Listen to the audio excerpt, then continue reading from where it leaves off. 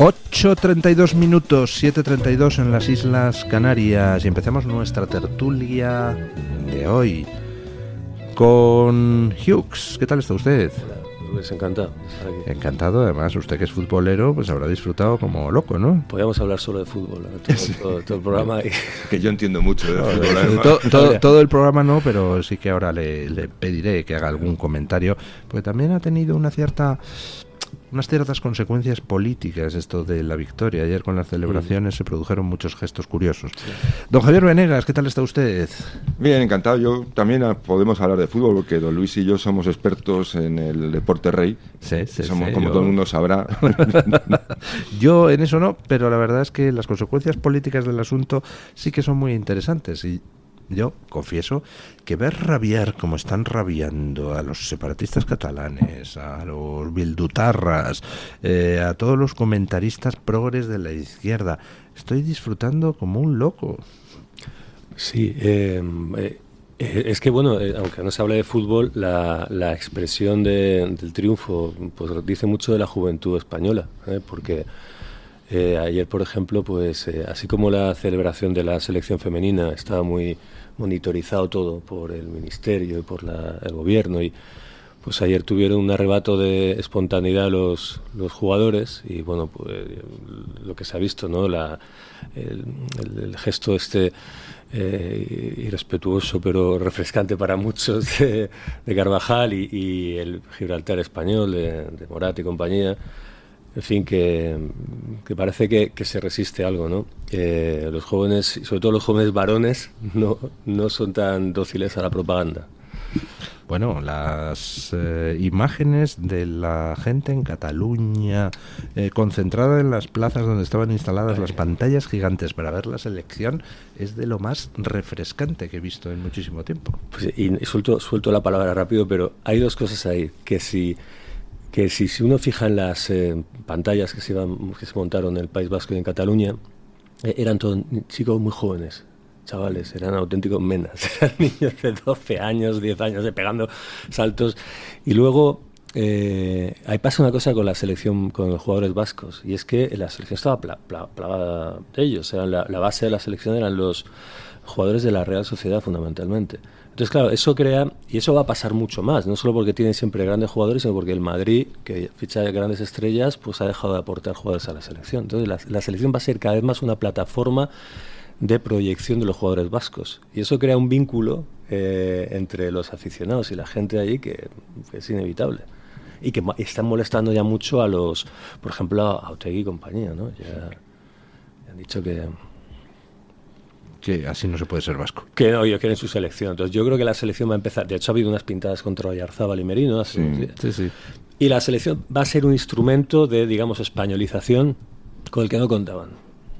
Así es. No, es que en general yo creo que el deporte en España, no solo en el fútbol, sino en muchísimas, y no solo en el tenis lo más conocido, sino en muchos deportes. Yo sabes que soy aficionado al mundo del motor y sobre todo de la moto, y es el deporte que más triunfos ha dado a España, es decir, el mundo de las dos ruedas. Pero me refiero que el deporte lo que está brindando a los españoles es una estupenda metáfora de lo que funciona y lo que no funciona. El deporte es lo que da la medida real del potencial de nuestro país, mientras que en otras áreas que están, como decía Hughes, muy politizadas, están en la mediocridad más absoluta. Entonces yo creo que nos están ofreciendo qué es lo que funciona, qué es lo importante y cómo debe ser un país. Es decir, debe ser un país, debe ser competitivo, debe evidentemente quitarse de encima toda la corrección política, del igualitarismo, de la inclusividad y todo esto, sino que primar la competición, la competencia, sin perder la compasión y sin perder. Pero eso es significativo. Por ejemplo, en el fútbol, en el deporte somos, que ganamos hasta las chapas, por decirlo así en castizo, y sin embargo no tenemos un premio Nobel de física o de química desde hace ya ni se sabe. Es decir, no tenemos nada. La academia es un auténtico erial. La empresa tiene que trabajar y sobrevivir a durísimas penas con una legislación encima verdaderamente monstruosa. Es decir, yo creo que cualquier español puede entender no solo la parte espiritual, si queremos decir, o emocional, que también la tiene, porque a mí me gustó mucho en donde yo vivo, pues horas antes del partido, ver a todas las chavales y chavalas que llevaban la bandera española por capa con una naturalidad como el que, yo qué sé, pues te pones la chaqueta encima, ¿no? Y además iban con la mirada limpia, con ese aire festivo, ese buen rollo, a compartir algo que les provocaba una enorme ilusión.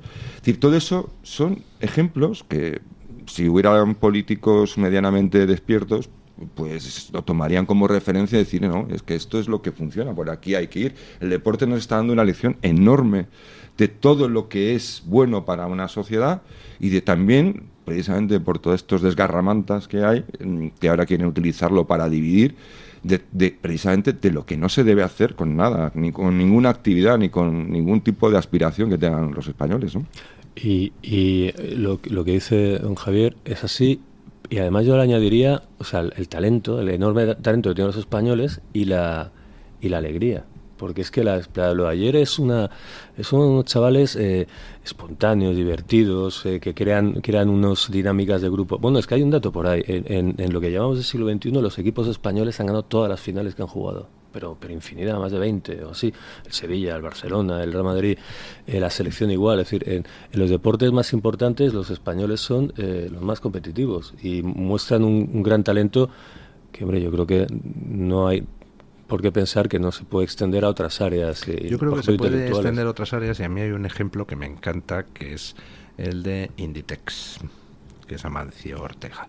¿Por qué Amancio Ortega ha llegado a ser uno de los 10 hombres más ricos del mundo y ha creado un emporio de la moda por todo el mundo? Pues porque empezó abriendo una pequeña tiendecita de venta de batas e hizo algo importantísimo, que es no trabajar nunca para el sector público. Siempre una empresa privada moviéndose en el mercado privado. Y ha llegado a ser quien impone la línea en todo lo que se refiere a la logística de distribución de moda en el mundo. Y otra cosa de Luis, que es muy importante hoy en día si quieres llegar lejos, que en cuanto pudo salió fuera. En cuanto pudo se quitó de encima. Digamos, el mercado español es un mercado relativamente pequeño. Los norteamericanos llevan ventaja, tienen un mercado de salida para sus empresas enorme, y eso les da también muchísimo más músculo a la hora de proyectarse fuera. España tiene esa complejidad y por eso el mercado europeo, pues bueno, tiene algún tipo de chance.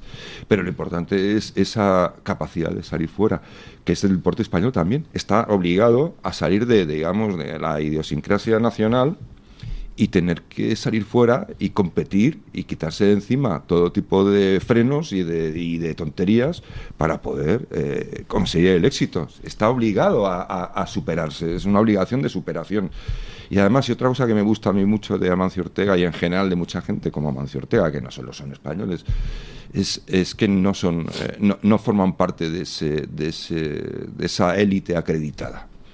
No son gente de Harvard, ni son gente que yo, con todos mis respetos, hace falta de todo, hace falta catedráticos, hace falta médicos, pero también hace falta ese mérito esencial que es uno de quien los... sale de la nada y se hace a sí mismo. Sí, bueno, que le da la autoritas, es decir, no la potestad, sino la autoritas, porque quien le conoce, quien sabe quién es esa persona, sabe sus méritos, sabe que es de fiar, sabe que es trabajador, sabe que es inteligente, sabe que es creativo. No tiene un papel sellado por un burócrata privado o público que dice, este señor tiene potencialmente esto. Eso también forma parte, yo creo, de la gran revolución pendiente que espero que regrese a nuestro pequeño mundo. Y eso es importante, ¿eh? Yo creo que muchos de los problemas que tenemos, y ya termino, hoy en día es que hemos convertido la acreditación en el único marchamo con el que medimos la capacidad de las personas y estamos dejando fuera a la mitad de gente enorme que, por ejemplo, que nos lo demuestran todos los días, como Amancio Ortega. Bueno, Barrabés posiblemente pase a imputado. La declaración de Barrabés ante el juez pues ha traído una noticia que en realidad no es sorprendente. O sea, yo creo que nadie podía imaginar otra cosa. En las reuniones en Moncloa no se reunía solo con Begoña Gómez, se reunía también con Pedro Sánchez. Estaban los tres, más algún otro individuo en esas reuniones. Yo creo que ninguno nos habremos sorprendido demasiado, porque está claro que Begoña Gómez no es Begoña Gómez. Begoña Gómez es un propio de Pedro Sánchez, igual que el hermano es un propio de Pedro Sánchez, igual que Ábalos era un propio de Pedro Sánchez, Koldo era un propio de Pedro Sánchez. O sea, la X enorme de todo el fango de corrupción que nos invade se llama Pedro Sánchez. Vox ya ha dicho que va a pedir la imputación de Barrabés, que compareció como testigo ayer, y ahora Vox va a pedir que en la siguiente declaración sea ya como investigado. Y la verdad es que se está poniendo la cosa muy interesante. Entre eso, que apunta quizá a una futura imputación del propio Pedro Sánchez, más la elevación de la causa al Supremo contra el fiscal general del Estado, García Ortiz, por revelación de secretos, pues le está complicando judicialmente el panorama un poquito más a nuestro querido autócrata. Sí, lo que se supo ayer de la declaración de Barrabés a mí me llama mucho la atención. Confieso que me confundo un poco en cuanto a lo que está pasando allí, pero precisamente también por la naturaleza confusa de todo lo que se cuenta, ¿no? Es decir, normalmente se tiende a la separación de lo público y lo privado, y del lugar de trabajo y el lugar de residencia, y de las cuestiones del hombre y de cosas de la mujer o de la pareja, y ahí está todo mezclado. O sea, que van a la Moncloa, que claro que es el sitio donde viven, pero también es el sitio de trabajo. Aparece por ahí Pedro Sánchez, en fin, es una gran confusión. Y hombre, ya apareció el nombre de Pedro Sánchez, ya ha sido, y eso se supone que va a tener un gran efecto, pero yo no creo que finalmente vaya a pasar tanto. Es decir, la capacidad del Partido Socialista para salvarse, salir de su corrupción, el mangoneo del Poder Judicial es enorme, y yo creo que de la otra parte de España ya nadie da un duro por la legalidad o por por el cumplimiento de principios por parte de Pedro Sánchez. Esta cuestión a mí me parece que nos va a dar mucho ruido, pero que finalmente no va a tener tampoco demasiado, me estoy arriesgando mucho, pero que creo que no va a tener demasiado efecto al final. Yo no lo sé si tendrá efecto o no. ¿Quién puede saber lo que va a pasar en este país? Que es una caja de sorpresas. Pero hay dos cosas que son muy interesantes. Una de que dice Hugh, la Moncloa, que en realidad es una residencia. Es decir, más o menos es exagerada, ¿no? Es decir, no es como Downing Street o algo más como en la primera ministra de Dinamarca, o no tiene nada que ver. Pero no deja de ser una mera residencia. Por eso también el escándalo que han montado, porque Carvajal no demostrará una efusividad hacia el presidente, pues es también un error conceptual muy importante, porque el que tiene que demostrar un respeto es el presidente, que es el que, pues precisamente los que pagan o a los que sirve tienen todavía un margen de actuación que por contra el presidente pues no lo tiene que ser absolutamente respetuoso. Yo creo que Carvajal no cometió ninguna falta. A nadie le pueden obligar en la residencia, que es un acto, aunque sea el presidente, no es la institución en la que está representada ahí. La institución se representa luego en un acto oficial en el Congreso, en el Senado, donde cada cargo coge, digamos, su naturaleza oficial, ¿no? Entonces, pero sin embargo dijo una cosa muy interesante Pedro Sánchez, que quiere ser como el padre de todos, ¿no? Tiene esos delirios ya de que es una especie de padre de la nación, que dijo: bienvenidos a la casa de todos los españoles. Es decir, su residencia era la casa de todos los españoles. Mira, es que es una cosa que demuestra ya el pensamiento que hay en la cabeza, no solo de este presidente, quizá de otros también, que el famoso síndrome de la Moncloa, ¿no? Que llegan ahí, tienen un ejército de 5.000 personas, y aquello es la maquinaria del poder. Bueno, lo que nos demuestra Sánchez es que la Moncloa en realidad es el verdadero centro de poder de España, por encima del Congreso, del Senado, de lo que sea. Es decir, realmente son hasta prescindibles. Entonces dice la casa de todos los españoles, pues como es la casa de todos los españoles, recibo a quien me da la gana, recibo a Barrabés en petit comité.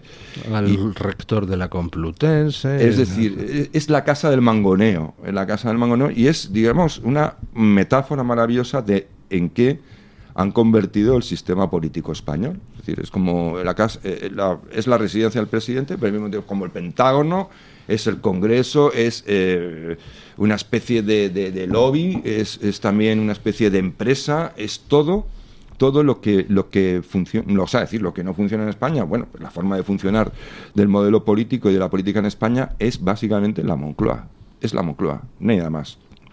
Bueno, cambiamos de tercio. Hay dos temas que me gustaría tocar hoy en la tertulia. Uno es el asunto del follón de los menas, que va a más, luego lo comentaremos.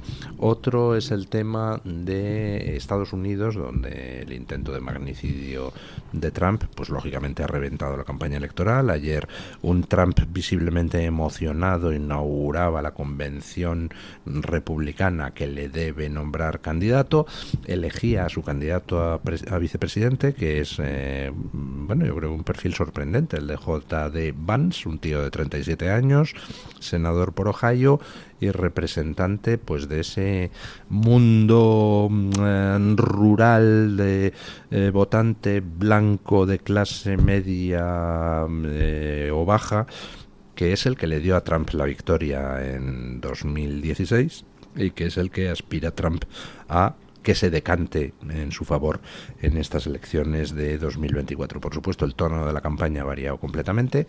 Si Biden la semana pasada pedía textualmente poner a Trump en una diana, pues claro, después del intento de asesinato ha tenido que salir a pedir disculpas por esa pequeña imagen utilizada.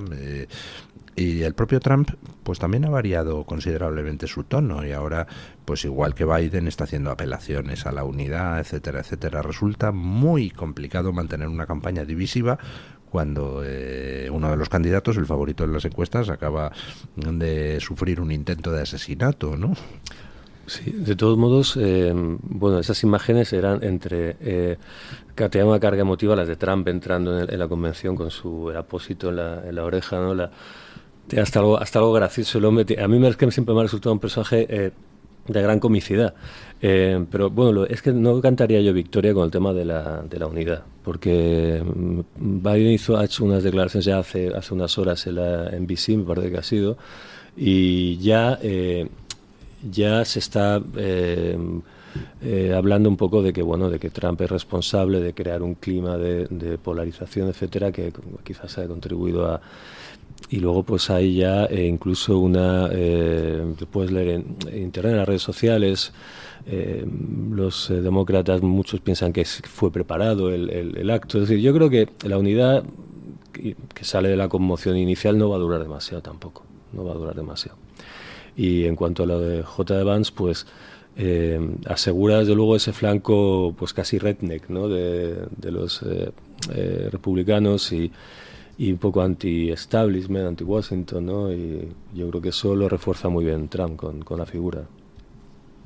¿A usted qué le ha parecido la selección de vicepresidente? A mí me parece muy bien. Es decir, efectivamente es un movimiento, digamos, bastante conservador. Tampoco ha sido un momento arriesgado. Es decir, Trump ya tiene unos sondeos, tiene unos datos, tiene unos tracking, sabe dónde está, sabe que ahora mismo 7 estados que estaban en disputa, lo del atentado por ahora le acaba de pegar un arreón, y por lo tanto si se celebraran las elecciones mañana, seguramente Trump arrasaría. Pero yo estoy con lo que dice Hughes. Yo no creo que vaya a durar el entente cordial. Esto es un momento de decir una mínima cortesía y demás, pero bueno, no es que Biden haya cometido un error al hacer una metáfora, o no tan metáfora, de que poner a Trump en la diana. Yo creo que en general la izquierda, que siempre ha hablado de la polarización, de cómo la derecha o la ultraderecha polariza y siembra el odio, pues yo me acuerdo, decir, a mí Trump no es un personaje que sea de lo más aseado para mi gusto, pero vamos, es decir, hay que hacer un análisis objetivo. Yo creo que cuando gana las elecciones en 2016, la reacción de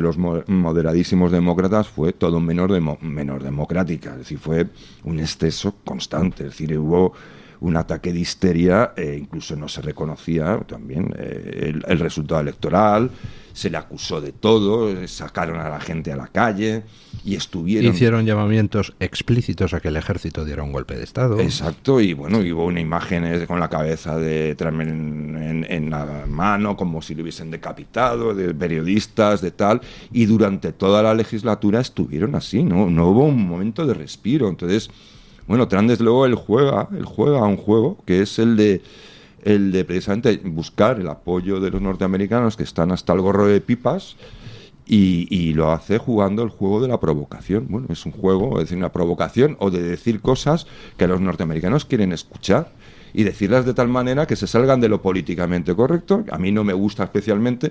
Yo creo que no hace falta llegar a eso, pero bueno, es su estrategia. De ahí a decir que la polarización es un producto exclusivamente de un lado es falso, radicalmente falso. La izquierda, el Partido Demócrata, que además se ha convertido en algo parecido al PSOE, muy parecido, lo que pasa es que allí es distinto, es decir, no es un partido ya, es una serie de sagas las que hay dentro, con unas familias que tienen poder e influencia, pues tienen tan complicadísimo cambiar a Biden, porque no se van a poner de acuerdo, lo tienen muy difícil. Pero yo creo que el Partido Demócrata lleva mucho tiempo polarizando la política norteamericana. El Partido Demócrata es el primero que intenta convertir el Tribunal Supremo en un tribunal de casación.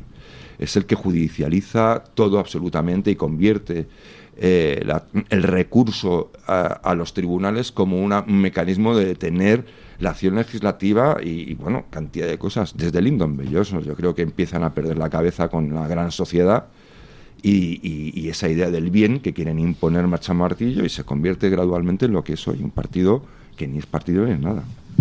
Bueno, y ahí se da la mano con la otra parte del establishment fundamental, que es la de los republicanos antitrumpianos, todo el mundo más neocon, que ese ya digamos que sí que es barrido del Partido Republicano, o al menos de la primera escena, ¿no?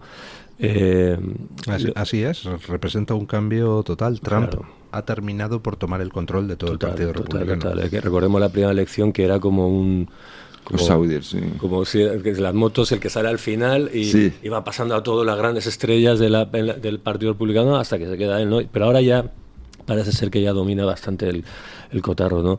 Yo lo de Trump, lo que Trump estaba diciendo antes del atentado era una cosa tan provocadora como retar a un torneo de golf a Biden. Y le decía, yo te doy 10 golpes de ventaja. Esa fanfarronería de club de golf, esa exageración del mundo de la lucha libre, del wrestling, pero que realmente Trump nunca ha sido, yo creo, un hombre, ha puesto motes, pero es un hombre que está siempre una especie de estridencia como de cómic, ¿no? Que siempre, como sobreactuada. Exacto, y que siempre el recurso que han hecho con él es ostentorio, que diría Jesús Gil. Sí, el recurso que han hecho es coger las cosas literalmente, ¿no? Pero ha sido así irrespetuoso con algún periodista, como le dijo usted nunca piensa y tal. Pero que dice que tampoco, yo creo que no se puede negar que ha habido hacia Trump desde el principio no ya una campaña de animadversión, sino unos obstáculos constantes en todos los niveles. Y bueno, casualmente cuando esos obstáculos han ido salvándose, llega un atentado, ¿no? Recordemos que la teoría de la conspiración surge como tal, la idea de la teoría de la conspiración, en el asesinato de Kennedy, que lo utilizan, producen esa idea de alguna manera para explicar el hecho de que haya gente que no creyera la explicación oficial. Bueno, este cajón desastre de lo misterioso lo vamos a conceptuar así. Y bueno, me encanta la frase. Nosotros utilizamos aquí en España el término anglosajón, conspiranoia, conspiranoicos, teorías de la conspiración. El término francés es mucho más elegante, complotismo. Pues sí, es precioso.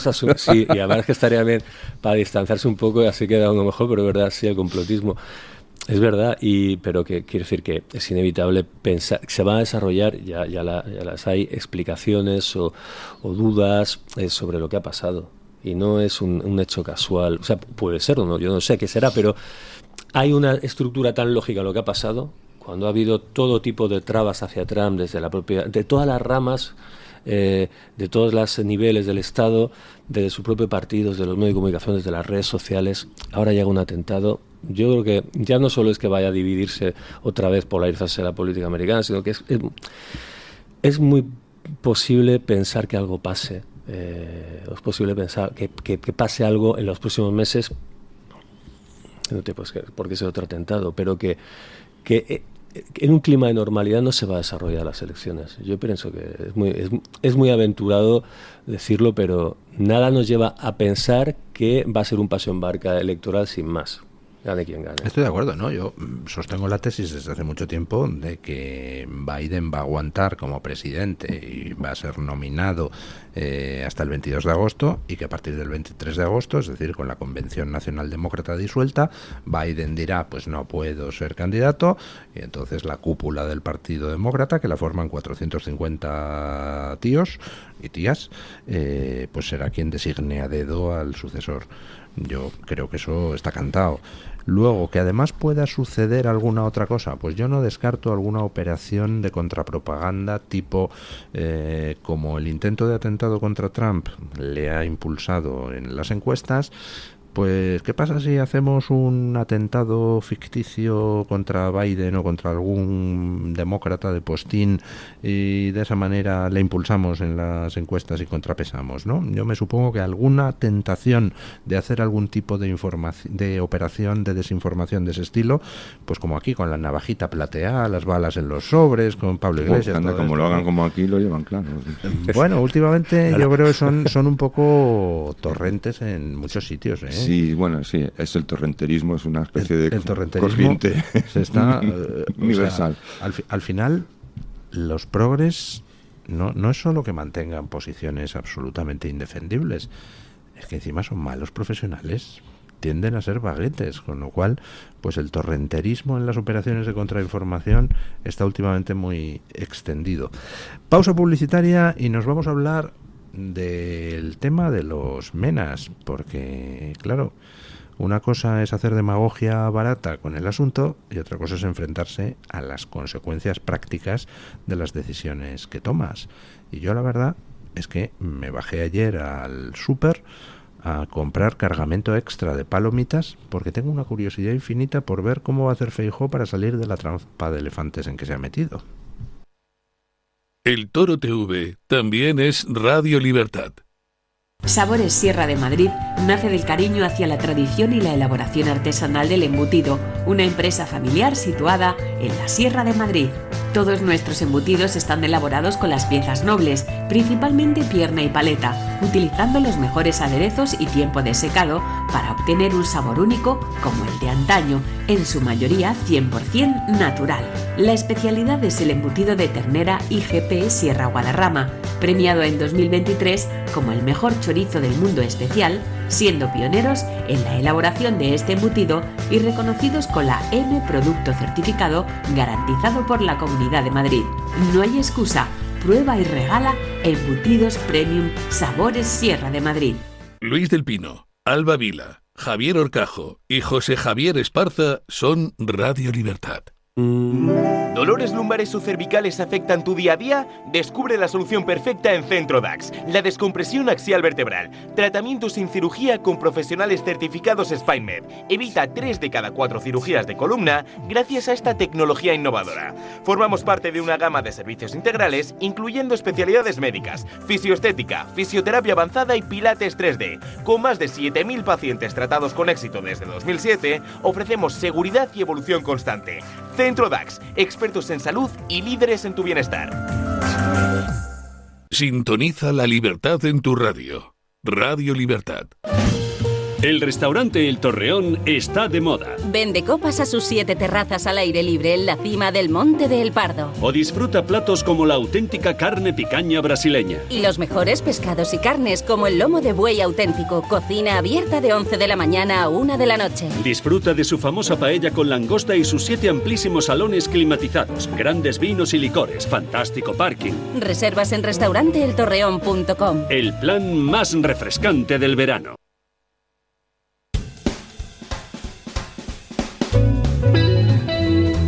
Mañanas en Libertad, con Luis del Pino.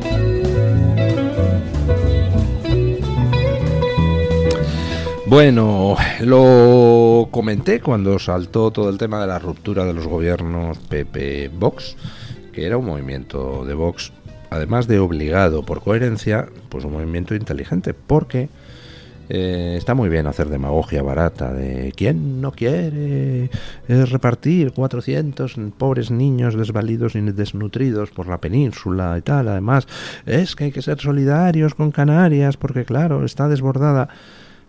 claro, lo que pasa es que esos dos argumentos son válidos para repartir estos 400 y para repartir los 400 siguientes y los 400 siguientes y los 400 siguientes, porque Canarias sigue desbordada, hay que repartir al menos 2.600 más los que lleguen nuevos, que siguen llegando, y digo yo que si unos son pobres niños desvalidos y desnutridos, los siguientes 400 también serán igual de pobres niños entrañables, desvalidos y desnutridos, ¿no? El argumento sigue siendo válido, con lo cual yo lo que decía es que Feijóo se ha metido en una trampa y Vox con mucha inteligencia ha dicho no, a mí no me metes en esa trampa, no admito el principio de que aquí vamos a repartir los menas hacia la península en vez de devolverlos a sus padres. Pero claro, es que ayer el gobierno ya ha registrado la proposición de ley para repartir obligatoriamente a 2.600 menas y la quiere aprobar lo antes posible. Y aquí hay un problema, que es que los de Junts han dicho que ni en broma no admiten que se manden menas a Cataluña. Los de RC, como los de Junts dicen que no, pues entonces dicen, pues es que no te puedo dar el apoyo, claro, porque entonces me comen los de Junts. Entonces el PSOE anda diciendo al PP que apoye el reparto obligatorio de menas. ¿Cómo va a decir Feijóo que no apoya si ha apoyado lo de los 400? Es muy complicado. Y luego, claro, a la hora de llevar a la práctica las cosas, pues pasa que al final tienes que llevarlos a algún lado. En algún sitio tienes que abrir nuevos centros de menas. Y al ayuntamiento que le toque la lotería, pues a ver qué dicen ahí el PP y el PSOE. Por ejemplo, Fuenlabrada, donde Ayuso quería abrir un centro de menas, y entonces el PSOE de la localidad, el alcalde socialista, dijo que ni en broma. Y como su partido le presiona para que lo acepte, ahora está en guerra con su propio partido, el PSOE madrileño. O sea, un follón. Fíjense si es complicado el tema, que hasta se me han caído los cascos. Claro, que no, eso es porque está en ebullición. Ebullición cerebral. Sí.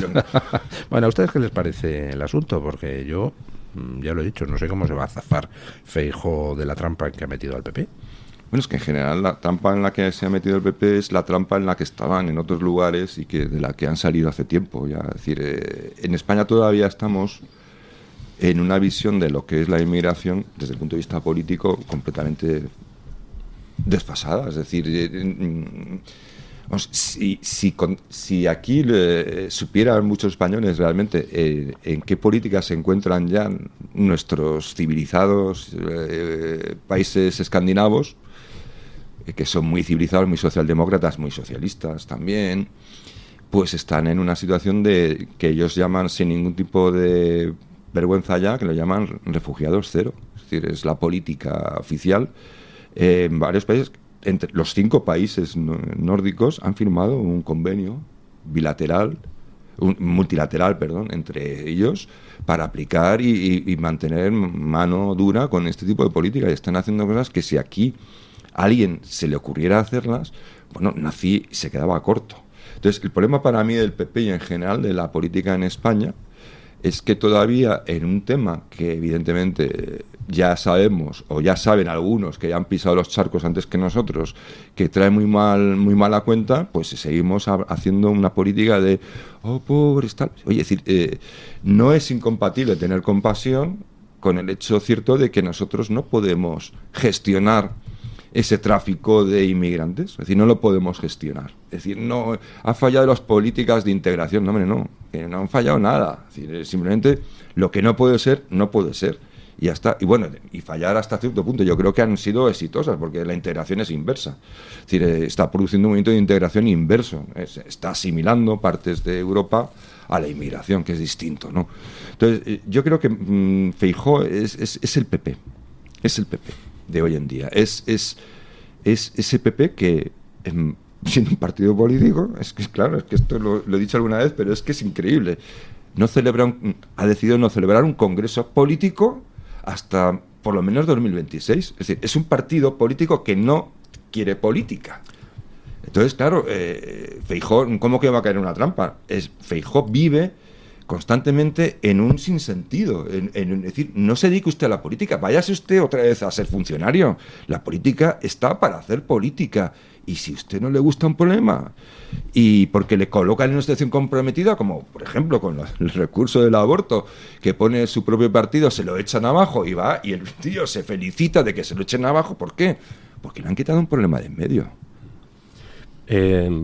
Sobre esto pensaba mientras lo comentaba don Luis, que Vox ha hecho, creo que esto puede ser un gran servicio de Vox a la política española realmente, porque esa especie de desacato intelectual que fue su actitud ante la ideología de género, que realmente hay que reconocer que ese partido fueron los que se plantaron. Habían pues gente como los de Hazte Oír antes, ¿no? Que con la furgoneta esta que decía un chico es un chico, pero ese papel lo van a hacer o lo está empezando a hacer ahora con la inmigración, empezando a ver el fenómeno de la inmigración desde otro punto de vista y no con esa retórica humanitarista tan falsa, ternurista, y ver las cosas desde pues más vinculado ya no incluso a la seguridad, sino a la pura soberanía, es decir, no, tenemos que decidir, y a la evolución de la sociedad.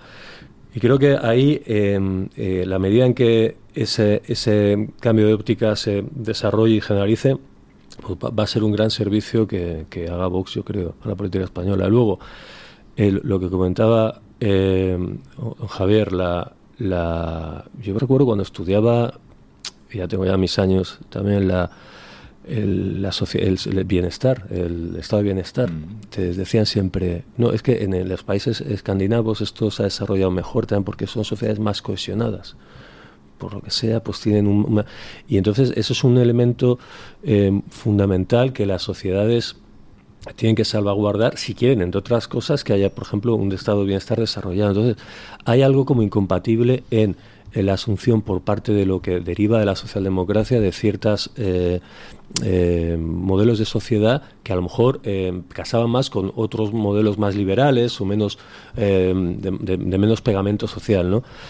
Y luego, en cuanto a lo de Feijóo, pues el PP, que ya es un misterio yo creo que todas las personas que tratan de analizar, es decir, ¿cómo se puede llegar a este punto? Yo creo que ahora mismo son la gran antipolítica, es decir, o sea, por mucho que hablen de los populistas, de toda condición, no hay nada que huya más de la política que la actitud de Feijóo, que es, yo me acuerdo, el rajoyismo era delirante, la falta de expresividad, ¿no? Era todo como decía cosas de perogrullo, y yo creo que Feijóo es la encarnación del rajoyismo. Bueno, ya pensamos que no se puede ir más allá, y luego pues lo formula gente como Borja Semper cuando dice esto de, bueno, mire, queremos que la política sea una cosa amable, que la gente que no se vuelva a preocupar, en vez de, a ver, ¿qué tiene de malo que la gente participe, se active? Entonces, huyendo ellos del populismo, han llegado a una especie de zona cero de la política en la que ya el mismo hecho de hablar es radical. Es radical, y yo creo que este partido, claro, lo que pasa es que va a heredar pues toda la molienda mediática que hace el PSOE, ¿no? Bueno, esta papilla nos va a llegar, pero es un desastre cómo se huye de los temas, ¿no? No, es que el Partido Popular ha aceptado que para gobernar, porque al fin y al cabo se trata de eso, o cree que para gobernar tiene que incorporar a todo aquel que pues fuera cercano al Partido Socialista, pero que por lo que sea pues ya no le parece aceptable, pero que se niega, por supuesto, a irse a un partido de derecha, a votar una alternativa que tuviera ideas que fueran contra su mentalidad socialdemócrata, porque es una mentalidad, yo creo que es una construcción cerebral, ¿no? Y entonces el Partido Popular es, rehén de esa masa que no le tolera ser de derechas. Es decir, que cualquier cosa que diga el PP que se salga mínimamente de la línea establecida de un partido viejuno, socialdemócrata viejuno, ¿no? Es un partido además bastante incompetente, porque hay que reconocer que al menos los políticos escandinavos, cuando se ponen manos a la obra, hacen muchas burradas, pero cuando se ponen manos a la obra, pues te arreglan las pensiones, por ejemplo, ¿no? Es decir, no son inútiles. Y estos no. Entonces, yo creo que el Partido Popular es un problema. Ahora, yo considero que Sánchez es una amenaza, sin duda alguna. Yo no, el que me conozca lo sabe. Pero ahora mismo yo creo que el mayor problema de la política española es el espacio enorme que ocupa el Partido Popular, que lo llaman moderación, pero que no aporta ninguna idea, ninguna iniciativa, ni nada realmente convincente para abordar ni uno solo de los graves problemas que afronta el país. Ni uno solo. No sabemos nada. Entonces, si eso, como decía Hughes, es la antipolítica, yo creo que es peor que la antipolítica. Eso es la anti-España. Es decir, es como... Es decir, en el sentido de comunidad, ¿no? Es decir, nos da igual esta comunidad, ya saldremos por algún lado, mientras nosotros estemos aquí sentados vamos bien, ¿no? Es que yo pienso igual, suena un poco a esas horas un poco radical, pero el principal problema político para mí es el Partido Popular, porque impide incluso la resolución de las cosas. Es como cuando te compras una cosa en Amazon y tal, que en cualquier sitio que te viene recubierta de un corcho, ¿no? O de una paja que hace que amortigua. Entonces es una cámara que insonoriza, y luego la misma realidad de la gente del PP ha ido evolucionando con el tiempo, de cierto desparpajo. Me acuerdo de la época de Cascos, por ejemplo, de Esperanza Aguirre, de un gracejo popular, una chispa, a personas, individuos con el mayor respeto, que parecen sacados de una troqueladora o sea, por ejemplo, Cuca Gamarra, hay algo robótico, biónico en estas personas, ¿no? Mismo Feijóo, les pinchas y parece que no tengan... Yo creo que es que poco español es eso, lo estamos viendo antes con la selección, ¿no? Es decir, no tiene nada que ver. Claro, la gente española, eso, o al menos nos queda todavía algo de chispa o de... Y el PP es un partido, pues eso, como si esa idea del gestor, que también habría que ver hasta qué punto son gestores. Son malos gestores. Es decir, es que el tiempo no pasa en balde. Es decir, una cosa es lo que era España en la década de los 90 y ahora estamos en 2024. El tiempo no pasa en balde. El Partido Popular es también lo que ha ido surgiendo y lo que se ha ido moldando al Partido Popular, es que son hijos ya de su tiempo. Es decir, hay gente que piensa, dice, es que la derecha acomplejada, cuidado. No es la derecha acomplejada, aparte de que miden mucho, evidentemente, porque les interesa el votame a mí, ¿no? Pero no, es que dentro del propio partido hay una convicción, pues eso, de lo que se ve. Es decir, no es que sea complejo, es que lo que se ve es lo que hay. Y tú hablas con algunos de ellos y alguna de las cuestiones que nosotros podemos considerar más de corrección política y que nunca imaginaríamos que hubiese estado en el Partido Popular, es que algunas personas que están dentro de cierto peso es que son los más vehementes de esa idea. La viven con vehemencia, es decir, no, ¿cómo dices esto? ¿No? Y tal. Y entonces indignan muchísimo. Entonces es la idea de que pensamos que el Partido Popular sigue siendo el Partido Popular de los 90 y no tiene nada que ver. Pero es que cantidad de personas que conozco que eran del Partido Popular y de cierto peso los miran con espanto. Y además han llegado a la conclusión de que esto no... Es que no tiene remedio, no tiene solución. Es decir, igual no se van a Vox, igual no se van a ningún lado, sino simplemente emigran, no lo sé.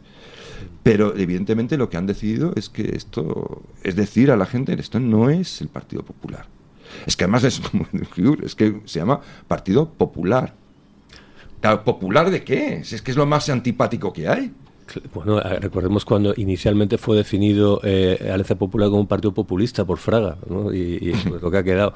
Luego también no hay que olvidar la vinculación tan fuerte que tiene cada vez con Europa. Es decir, es que es un partido que ya probablemente es una sucursal de algo europeo.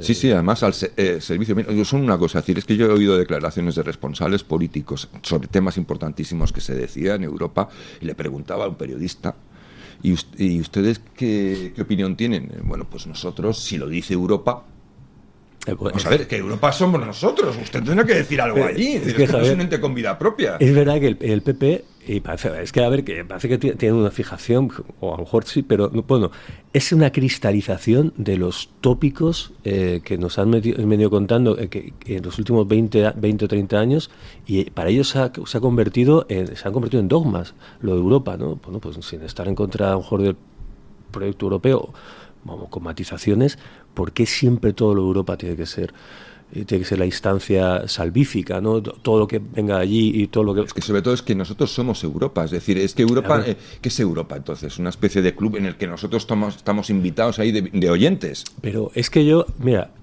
siempre hablamos del complejo, que es gente con complejo. Yo creo que lo que hay ahí no es un problema, es más bien una ocultación, porque luego te escuchas a Margallo y decir, bueno, yo soy federalista europeo. Es que yo creo que ellos, lo que yo creo que más hay que reprochar al Partido Popular es que hay un cierto doble juego. Es decir, en lo que a lo que nos abocan es algo muy tremendo que no yo creo que su masa social esa derecha social no conoce del todo. Yo creo que ahí hay media un engaño, que es lo fundamentalmente reprochable a ese partido, porque saben dónde van y saben en qué dirección, pero yo creo que muchas veces la gente no tanto, la gente se deja llevar por una inercia, una confianza, por los tiempos de Aznar, etcétera, pero pues eso, es un partido federalista europeo, autonomía. Pues yo recuerdo a Feijóo decir en su toma de posesión del cargo en Galicia hace unos años que España era un Estado compuesto, que es la definición de Estado compuesto que tiene el PNV, que de España. Es decir, y eso es una cuestión de principio que la gente no sé si sabe del todo hacia dónde nos lleva, pero ellos lo creen, ¿no? Sí, así es, vamos, y de hecho la política lingüística del Partido Popular en Galicia no tiene nada que envidiar a la de CiU en Cataluña, ¿no? En fin, bueno, no me han respondido ustedes a una pregunta, y es ¿qué va a pasar cuando se empiecen a abrir nuevos centros de menas en ayuntamientos del PSOE y el PP? Pues que habrá, con lo que está ocurriendo, pues mucha gente se manifestará, se protestará, moverán 100 metros el centro de un lado a otro, y al final pues yo creo que esto va a seguir, hasta que nosotros no lleguemos al nivel de problema que han llegado otros, va a seguir. Es decir, es que es algo... Vale, pues pongamos por caso. Tenga usted razón. Hace falta que la situación se pudra mucho más. Claro, es decir, vamos a ver, es que nosotros es que no tiene perdón, porque si fuera un terreno desconocido, en el que nadie sabe y tal, no, pero es que estamos viendo referencias de países que además han hecho, se supone que todo lo posible porque la inmigración a esos ritmos fuera... posible, y no es posible, ya lo sabemos, y están girando 180 grados, pero a la velocidad de la luz. ¿Qué les ha parecido la declaración esa del presidente canario, Clavijo, diciendo, cuando le pregunta el periodista en una entrevista, ¿cuánto cuesta mantener a cada mena? Y dice, bueno, cuesta mucho, pero no se lo voy a decir para no beneficiar a Vox.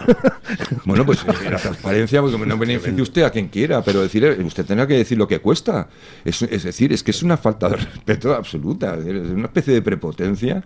En el tema de los menas, también tiene algo de simbólico, porque también es como si todos los vectores de la política española también confluyeran allí, ¿no? Recuerdo el otro día un conocido periodista que decía que los menas huían y había una serie de razones, de causas que provocaban el éxodo del mena, ¿no? La guerra, el hambre, el cambio climático, la sexta de Putin en África, era como todos los horrores de la política española, ¿no? Todos ahí. Entonces, claro, al final se hace muy difícil contestar al tema, porque, claro, todos son cosas incontestables. Y luego, pues eso, el revestimiento que tiene de humanitarismo, y se llegan a frases así que son, pues, obras maestras de la incompetencia, ¿no? y de la desfachatez. Pero yo creo que ahí sí que va a haber en la calle, ya hay, en barrios, en zonas, hay zonas de España donde la actitud hacia, o el problema tiene densidad. Lo que pasa es que ahí va a haber una ocultación mediática muy grande. Yo creo que se va a ensanchar la diferencia entre la realidad de la calle y la realidad mediática y política, que cada vez pues Y hay una cosa, además, que ya han dicho, por ejemplo, yo insisto, porque hay que ir, igual que pasó con lo de transgénero, que los primeros que llevaban toda la vida, llevaban mucho tiempo reconociendo ese tipo de dolencias y aplicando políticas y tratamientos, eran los países nórdicos, por ejemplo, también, ¿no? Y ahora han dado la vuelta. Porque han detectado que se llama una enfermedad, un contagio social, ¿no? Es decir, no es normal. Pero en este caso, allí también han llegado a una cuestión que es evidente, hablando del estado de bienestar. Ellos saben que el estado de bienestar tan exuberante que hay en Europa solo se puede sostener si quienes vienen o se ponen a trabajar tienen unos determinados ingresos. Los suficientes ingresos como para que el Estado se lleve unos impuestos suficientes para mantener esas prestaciones tan exuberantes que proporciona. Esa es la cuestión de fondo que hay, aparte de los problemas de seguridad, por supuesto, pero digamos desde el punto de vista pragmático, puramente numérico, de lo que hay que decir a los ciudadanos. Es decir, usted quiere una sanidad, no sé qué, usted quiere que si mañana está en desempleado le ayudemos a encontrar un empleo y además, entre tanto, le mantengamos. Usted quiere que si ocurre esto, el Estado se asegure de que a usted no le pase nada. Usted quiere todo eso. Y claro, dicen, sí, quiero todo eso. Pues entonces la única forma de que eso sea posible es manteniendo un baremo. Es decir, no podemos admitir a cualquiera. Solo podemos admitir a aquellos cualificados que tengan unos ingresos suficientes como para que nosotros, al cobrar la mitad en impuestos, cubra los gastos que ocasionas. Hay por ahí unos datos sobre la relación, la cuestión de la inmigración. Al final también es una cuestión, el lado económico, una cuestión de a quién le afecta y cómo le afecta, porque no afecta de una manera, bueno, se puede hacer luego la suma total, el saldo total de cómo afecta a un país, pero no afecta igual a una persona con rentas bajas que con altas rentas, que de un sector económico u otro. Y había algo así como un dato que era el 90% de los trabajos que se crean en España son para inmigrantes. Es decir, y son trabajos de muy baja cualificación y de muy bajo valor añadido. O sea, están sirviendo la inmigración en España para el sostenimiento de unos sectores que funcionan como funcionan, de una economía que requiere, pues eso, de mano de obra. Pues trabajo masivo. Trabajo masivo. Es decir, que también por lo del sostenimiento, es decir, qué rentas, qué ingresos, es decir, es una economía que también empieza a depender de ese tipo de inmigrante. Unos sectores, no todos, unos sectores, por ejemplo, pues a lo mejor el turismo. Sí, los sectores masivos de claro, trabajo. Esto tiene, por ejemplo, un efecto en las viviendas. Porque si llega mucha gente a unos barrios, aunque se compartan, pues bueno, van subiendo o impide que tiene un impacto en los precios. Claro, si tú no estás en ese sector, estás en otro sector y vas al mercado de la vivienda y te encuentras con que sea complicado, pues bueno, tu actitud va a cambiar, ¿no? Entonces, bueno, ahí al final también está la cuestión de la distribución de los costes, ¿no? Es una cosa compleja. Sobre todo el pan para hoy y el hambre para mañana. Tú piensas que siempre el político, el burócrata, el tecnócrata, generalmente aquí y en otros lugares, está en el cortísimo plazo. El que venga detrás carrea. Ahora mismo, por ejemplo, son gente joven. La gran mayoría son gente joven. Bueno, ¿qué dolencias van a tener? Es decir, no suponen realmente un coste extraordinario para la seguridad social, porque todavía no tienen esa dependencia más importante cuando cumples cierta edad o vas teniendo hijos. Entonces, ahora mismo es en el corto plazo, es decir, por ahora mismo algo aportan. Y, como decían, no están recurriendo demasiado a los servicios del Estado. Pero claro, eso es un cortísimo plazo. Es lo mismo que ocurrió con el problema de las pensiones, esa ceguera, esa miopía de pensar que, bueno, ahora hay muchos niños, pero ya se sabía que era una bomba de relojería porque la bajada de la natalidad no era una cosa coyuntural, sino estructural. Pero lo dejaron y tuvieron 30 o 40 años para arreglarlo, pero lo dejaron. Esto es exactamente igual. Es decir, ahora mismo los que van llegando son gente joven, muy joven muchos de ellos, y realmente pues son de verdad carne fresca, por así decirlo, carne fresca. Y algo cotizan, pues contratan en Murcia o en Extremadura o lo que sea, pues hay un contrato, aunque sea muy marginal, hay una cotización. Hay unas retenciones y una cotización pequeñas, pero suficiente. Y al empresario que necesita mano de obra masiva, pues le viene bien. El problema es cuando esto se cronifica y empieza realmente a suponer un coste. ¿Qué es lo que ha pasado en los países nórdicos? Hay estudios, tengo muy mala memoria, pero hay estudios, estudios económicos sobre el impacto de la inmigración. También depende de qué tipo y de qué zonas y de qué países. Y es que es un tema lo que recuerdo es que el impacto económicamente no era positivo. Sí, bueno, lo que sería, digamos, los pros y los contras. Sí, pero es una determinada inmigración de algunos países sí que resultaba positiva, pero la inmigración como tal y como la conocemos, no. En términos generales no resultaba, el saldo no era ese alud de beneficios y de dinero, no. Eso es realmente todo, porque aparte hay un consumo de servicios muy grande. Y luego hay otra cosa que pasa en el país, y no podemos tampoco mirar a otro lado. Hay un impacto en el censo y un impacto en eso que se decía, a lo mejor el ethos del pueblo y tal, y eso le interesa mucho a algunos partidos, es decir, meter votantes nuevos, votantes sin memoria, votantes sin una raíz ideológica, en fin, o sea, están encantados de la vida. El Partido Socialista va a ser el máximo beneficiado de la incorporación de cientos de miles de nuevos votantes. Eso sí, la regularización de los 500.000, yo creo que además de ser insostenible, porque en realidad esto es las reglas formales y luego lo que hacen realmente los políticos. Se supone que nosotros tenemos unas fronteras, tenemos una jurisdicción, y para llegar aquí hace falta, como hacían los españoles que se iban fuera, esas imágenes falsas de los españoles también emigramos, pero no saltaban vallas. ¿Me entiende usted? Y si le paraba la policía no se liaba a puñetazos. Es decir, y si en un momento dado se le acababa el contrato, volvía a casa. Se volvía y ya está. Si veía que no había más que rascar, cogía y se volvía a su pueblo. Es decir, pero la cuestión es, ahora mismo es poder hablar de esto. Y que haya partidos y políticos que, más que tener posturas maximalistas, que se pueden tener porque hay que partir de unas exigencias, se pudiera hablar. Es que se pudieran sentar y no decir, es usted un xenófobo. Mire, vamos a hablar, esto es un problema grave, es un problema que hay que afrontar. No lo podemos dejar macerarse, pudrirse, como hemos hecho con todo lo demás. Hay que sentarse. Eso de que ahora yo no puedo negar que nos den 24 menas, que es lo que viene a decir Feijóo, no sirve absolutamente de nada. Es decir, lo que tiene que hacer Feijóo es decir, tenemos un problema con la inmigración, señores. Y nos tenemos que sentar. ¿Qué líder eres si que no haces esto? ¿Qué quieres? ¿La foto de cogiendo a 24 menas para decir yo soy también tan bueno como los socialistas de toda la vida?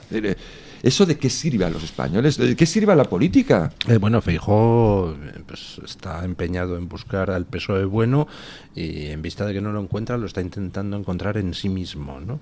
Sí, bueno, es que él se debe ver como el PSOE bueno. Yo es que, de verdad, es que yo no sé qué sistema de selección tenemos o tienen los partidos, que de verdad que tengamos que estar con Feijóo como si fuera el efecto Feijóo. Yo me acuerdo cuando hablaban del efecto Feijóo. Es decir, no había decidido nada, ni había abierto la boca todavía, y ya estaba la prensa amiga hablando del efecto Feijóo. Y las encuestadoras amigas hablando del efecto Feijóo. El Michavila Boys.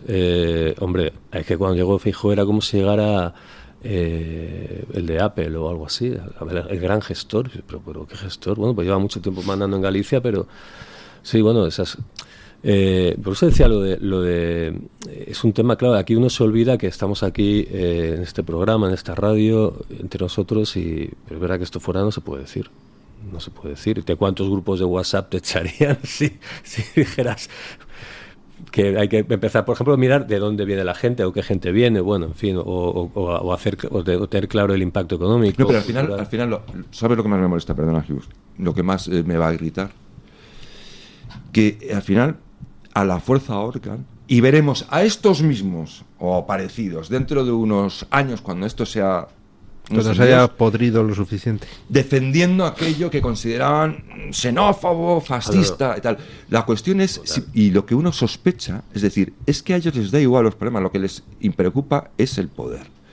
Cuando llegue el momento en el que el agua nos llegue por encima de la nariz, entonces ya vendrán. ¿Qué es lo que ha pasado fuera? Lo que pasa es que afuera por lo menos tienen la decencia de auditarse.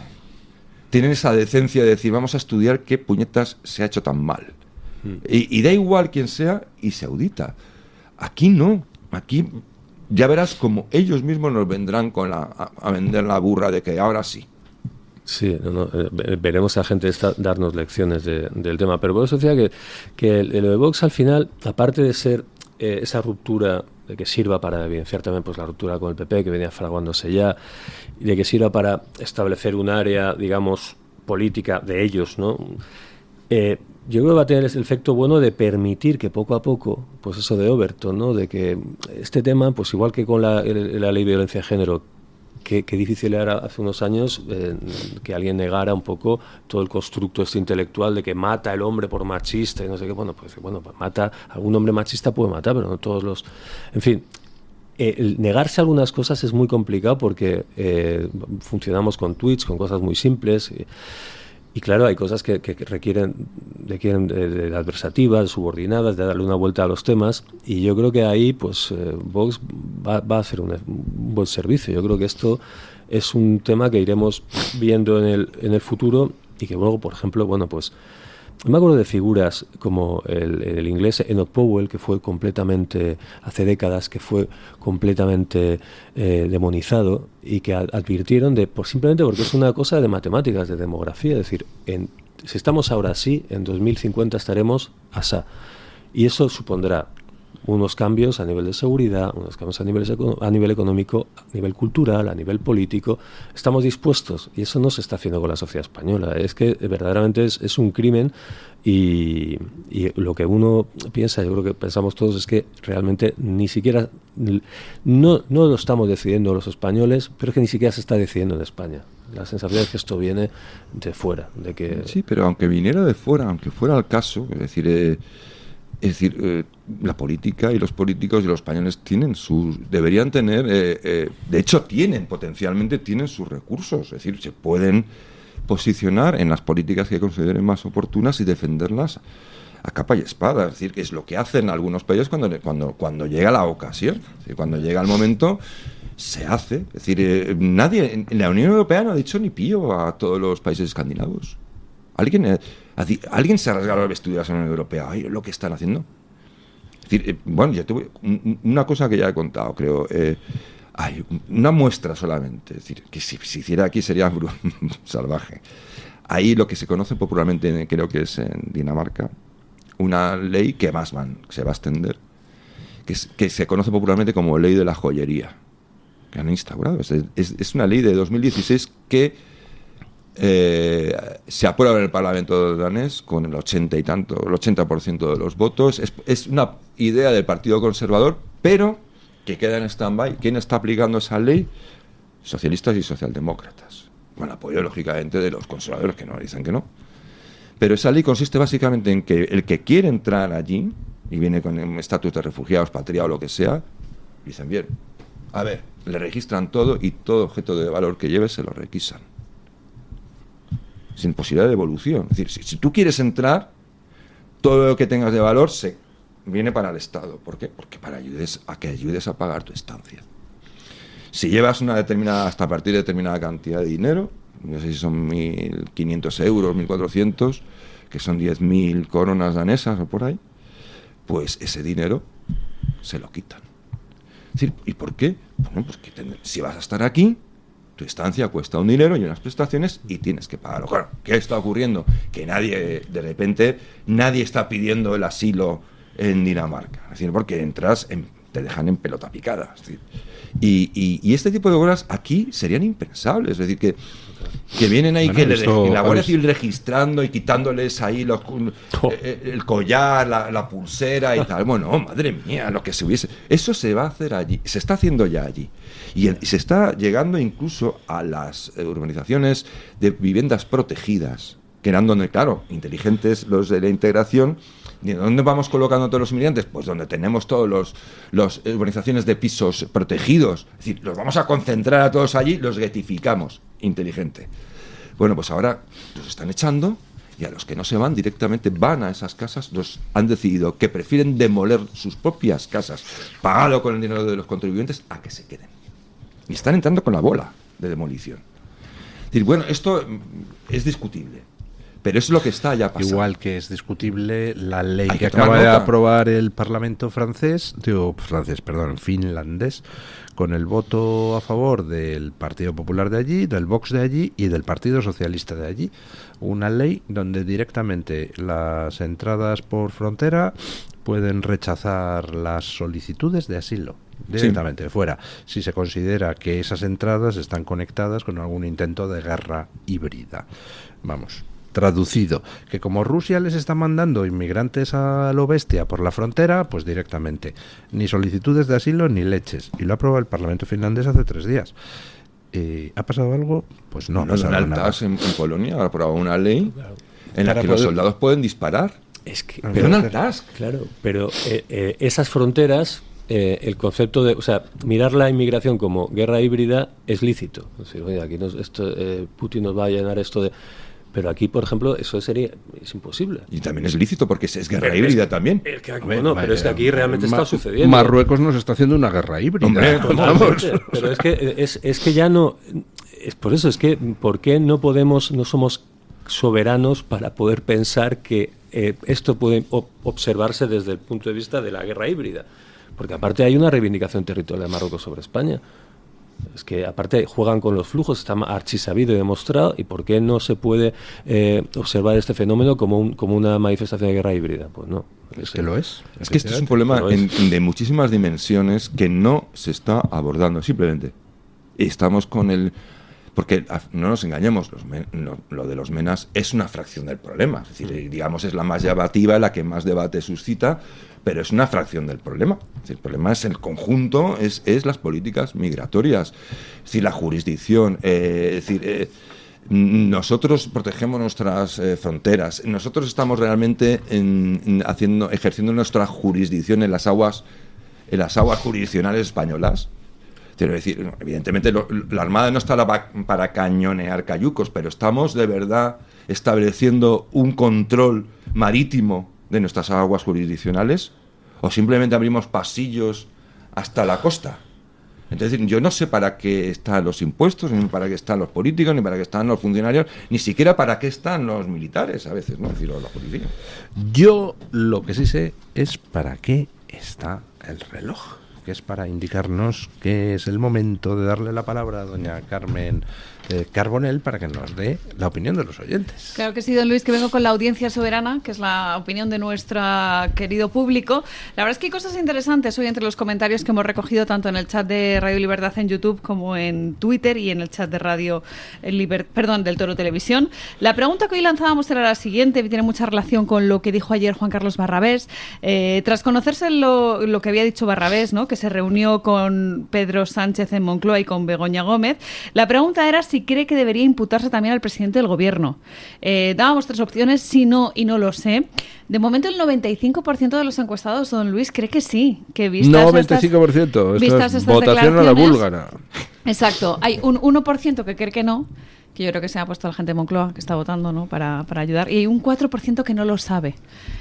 Bueno, van a seguir las investigaciones, sobre todo estaremos pendientes de esos datos que han pedido directamente sobre la entrada de personal en Moncloa, para que sepamos con quién se reunió, porque me da la sensación que quizás no fue el único Juan Carlos Barrabés que pasó por la sede presidencia del gobierno. En fin, comentarios en Twitter, por ejemplo este de Álvaro Climent, que dice que ya está tardando el juez en pasear esa imputación por toda Europa, a ver si alguien reacciona, para que quede bien claro lo que pasa cuando abusas del poder. Janto C dice que es ahora mismo muy importante para que los españoles confíen en la ley con mayúsculas, que se aplique por igual y para todos y cada uno de nosotros, que den ejemplo, ¿no?, con esta imputación. En el caso del chat de Radio Libertad en YouTube, Abelina Martín dice que efectivamente deberían llamar a declarar por lo menos al presidente Sánchez. Hay indicios de que ha participado haciendo influencia en los negocios de Begoña. Miguel Ángel Rodríguez, alguien que se llama así, entiendo que no es el mítico Mar de Isabel Díaz Ayuso, dice que tiene bastante recorrido el caso Gómez, pero acabará en el Tribunal Constitucional, que está corrompido hasta las entrañas. Sin embargo, va a suponer este caso la destrucción del juez Peinado, que ya saben ustedes que es uno de los puntos, ¿no?, que está señalando directamente la izquierda, el caso del juez Peinado. Cristina, también en el chat de Radio Libertad en YouTube, dice que las declaraciones de Barrabés son muy importantes, pero que no sabe si van a cambiar algo de este caso, teniendo en cuenta el poder que tienen precisamente los implicados, ¿no?, tanto Begoña Gómez como Pedro Sánchez. Y en el chat del Toro Televisión en YouTube, Antonio Ramiro dice que beneficiar a una persona en pago por sus favores es corrupción. Pedro Sánchez ha llegado al sillón para malgastar nuestros impuestos.